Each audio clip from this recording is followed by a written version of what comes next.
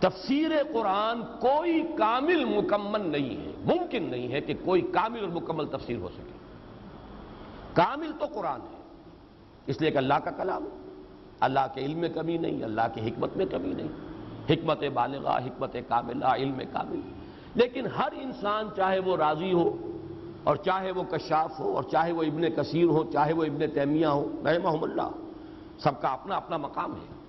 لیکن ہر شخص کا اپنا ایک مزاج ہوتا ہے، ہر شخص کا ایک زاویہ نگاہ ہوتا ہے، ہر شخص کا اپنا ایک ذوق ہوتا ہے، کوئی شخص بھی اس سے ماورا نہیں ہو سکتا۔ ہر شخص کا ایک ذوق ہے، ایک مزاج ہے، ایک افتاد طبع ہے، اس کے اعتبار سے اسے یہ جو حقیقت کلی ہے قرآن کی، اس کے کسی ایک پہلو سے یا بہت بڑا تیر کوئی مارے گا تو ایک سے زائد دو پہلوؤں سے اس کو مناسبت ہو جائے گی، لیکن ہمہ جہتی اس کا تعلق ہونا، تمام فیسٹس جو ہیں قرآن کے، تمام پہلو جو ہیں ان کا احاطہ کرنا کسی ایک انسان کے بس میں نہیں۔ بعض لوگ جو ہیں تفسیر کرتے ہیں روایات کی بنیاد پر، بعض کرتے ہیں جیسے کہ امام راضی ہیں منطق کی بنیاد پر، فلسفے کی بنیاد پر، امام زمخشری نے سارا زور لگا دیا ہے ادب پر اور لغت پر،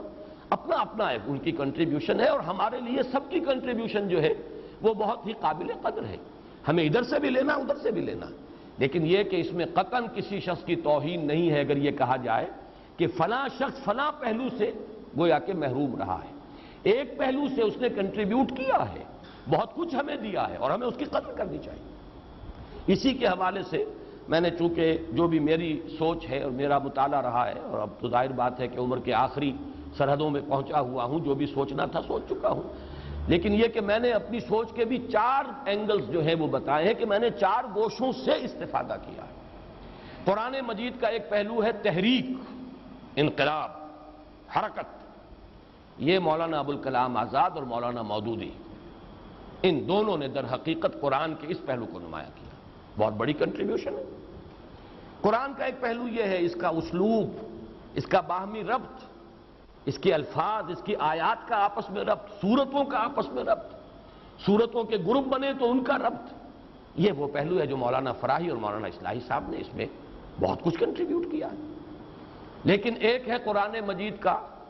اسلاف کے ساتھ اور کچھ تصوف کی چاشنی کے ساتھ، یہ جو ایسوٹیرک ایلیمنٹ ہے، باطنی جو پہلو ہے دین کا اور قرآن مجید کا، یہ جس سے کہ اہل تصوف نے جس سے زیادہ دلچسپی لی ہے وہ پہلو، اس کو ہمارے اسلاف میں سے آج کے زمانے میں سمجھتا ہوں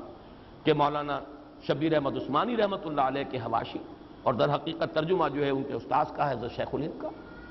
پھر یہ کہ قرآن مجید کے حوالے سے فکر جدید پر تنقید، کہ فکر جدید اور جدید نظریات میں کتنا حصہ غلط ہے کتنا صحیح ہے، یہ تو ظاہر بات ہے وہی شخص کر سکتا تھا جس نے جدید فلسفہ اور فکر پڑھا ہو، یہ عام علماء کے بس کا ہوگی نہیں جنہوں نے وہ پڑھا ہی نہیں، اس کوچے میں ان کا گزر ہی نہیں، انہیں پتہ ہی نہیں برٹرینڈ رسل کیا کہتا ہے اور آئنسٹائن کس بلا کا نام ہے، تو ظاہر بات ہے کہ ان کے نظریات میں کتنی چیز جو ہے وہ صحت پر مبنی ہے، فرائیڈ کیا کہتا ہے اور مارکس کا فلسفہ کیا ہے، یہ تو وہی کہیں گے جنہوں نے اس کوچے کے اندر خاک چھانی ہو۔ اس میں یہ ہے کہ علامہ اقبال اور ڈاکٹر رفیع الدین، یہ دو اصل میں دو کے جوڑے ہیں، ڈاکٹر اقبال ڈاکٹر رفیع الدین، مولانا فراہی مولانا اصلاحی، مولانا ابوالکلام مولانا ابوالعالی، شیخ الہند شیخ الاسلام، دو شیخین، دو ڈاکٹرز، دکترین عربی میں آپ اسے کہیں گے، دو ابوین، ابوالکلام ابوالعالی، اور دو یہ جن کی نسبت جو ہے فراہی اصلاحی یا نسبتی جن کے ناموں میں آ رہا ہے، تو یہ ہے جس سے کہ استفادہ کیا۔ تو میں نے آج یہ بات دوبارہ اس لیے دہرا دی ہے کہ جو بھی طالب علم ہے قرآن کا اسے یہ اصول کے طور پر سمجھ لینا چاہیے کہ جب تک وہ پینورامک نہیں بنائے گا اپنے ویو کو، اگر کسی ایک ہی شخص کے ساتھ یا ایک ہی شخصیت کے ساتھ یا ایک ہی تفسیر یا ایک ہی مفسر کے ساتھ اس نے اپنے آپ کو نتھی کر لیا تو گویا کہ وہ محروم کر رہا ہے اپنے آپ کو قرآن مجید کے دوسرے پہلوؤں سے کہ جو اس مصنف یا مفسر کے ذوق سے زیادہ مناسبت نہیں رکھتا تھا، لہذا اس نے اس پر توجہ نہیں کی۔ زیادہ سے زیادہ پینورامک بنانے کی کوشش کرنی چاہیے۔